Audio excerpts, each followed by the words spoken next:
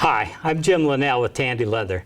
I'm going to be showing you how to make a wallet, and I'll be going through each of the steps with each of the tools in enough detail so that you'll know how to get the best results out of your leatherwork. The next tool that we're going to use is the Pear shader, and I'd like to show you a few things first about how the Pear shader should be used. One of the important things, well, first of all, some of the problems people have with pear shading is that they'll whack it pretty good and it puts a dent in the leather, and a lot of times when they use it, you can see where their pear shading began and where it ended. It's with an abrupt start and a finish.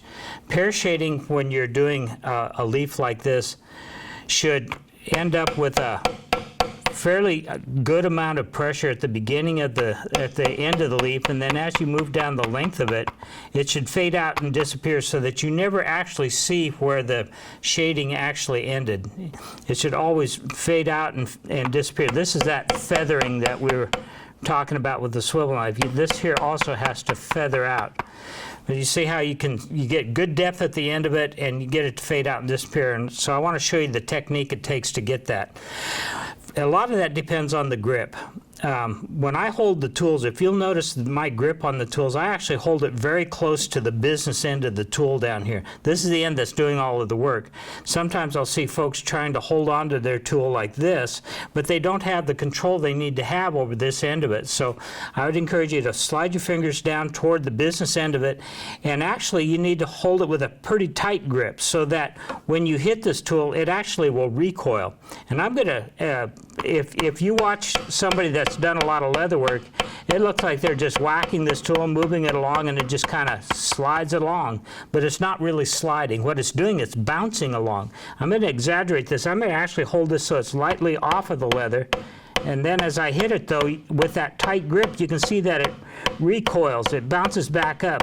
And this is how you get that rhythm of tapping and moving. So when you watch someone who's got some experience using this tool, using it, it looks like they're sliding it along, and they get all of these nice even impressions. And it all fades out and disappears. They'll walk it side to side like this to get a nice smooth area, but you'd never see all of the individual impressions.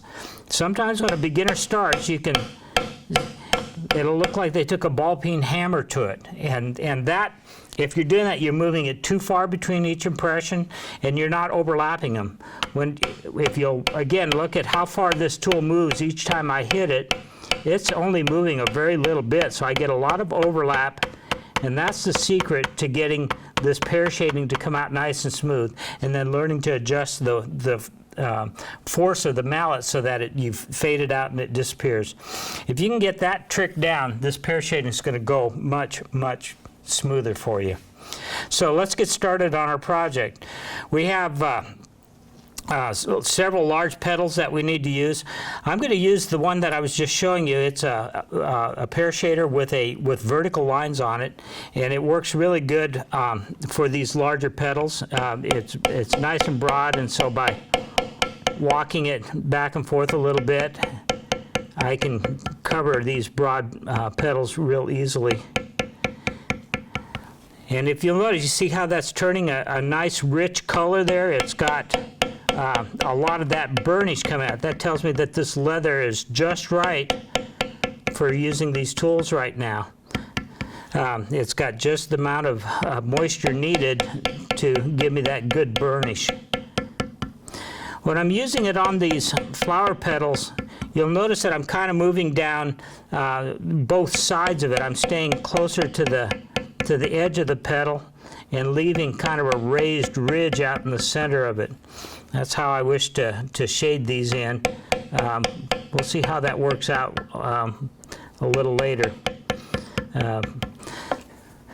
But you notice if you listen, you see here I can hit it pretty good at the end of the flower petal, but as I move down toward the base of the petal, down toward those seeds, I lighten up and with the force, and it fades out and disappears. That way I get some three-dimension. And that's really the thing I would want you to think about as you're using this tool. The idea here isn't to flatten out these flowers, petals with with this tool, the idea is to give them some 3-dimension, make them look like they're kind of cup-shaped. In this case here, it looks like they have kind of a raised ridge now after I've used this running down the center of them. And that's the idea. We're sculpturing the leather with this tool. We're not just mashing it all down.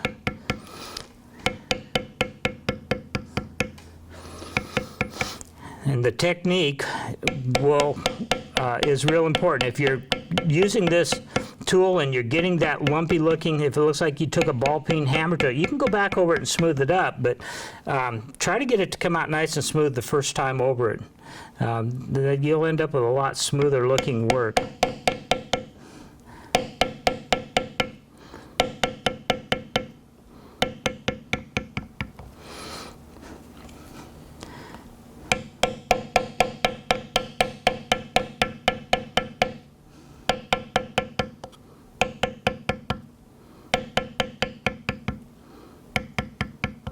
See how that fades out? You don't actually ever see where that pear shading, where the last impression was. It kind of just gradually fades out and disappears.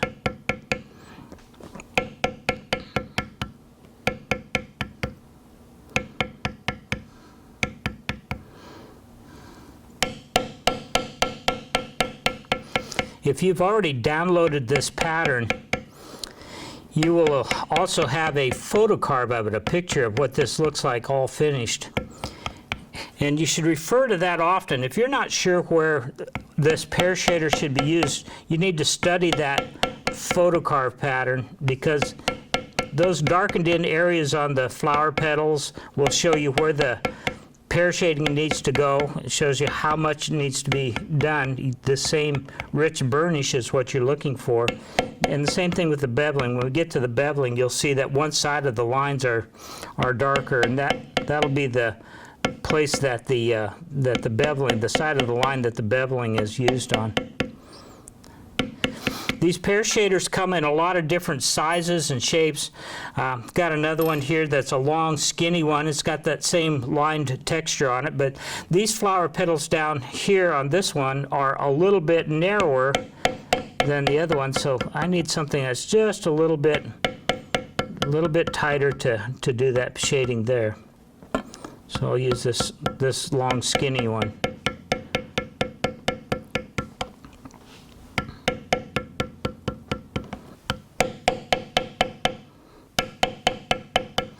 When doing a large petal like this here, it's real important that you learn how to walk these tools to the side as well.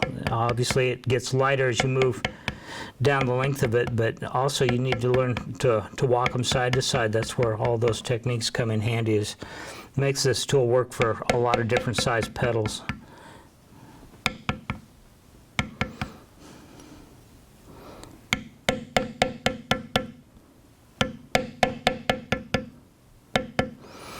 And then I'm going to use a one with a different texture. I have a checkered one here that's got a matted texture on it, and I'm going to use that on the scroll to create sort of a concave area around the inside of this curve. We're going to actually do some pear shading on this. And I'm going to start down here toward the base of the scroll and start really close to the line, but not flattening out the line. And then as I move along, I'm just going to bevel this little, or background, or pear shade this little channel into the inner curve of that scroll, and let it come up here and kind of blend in with the camouflage impressions.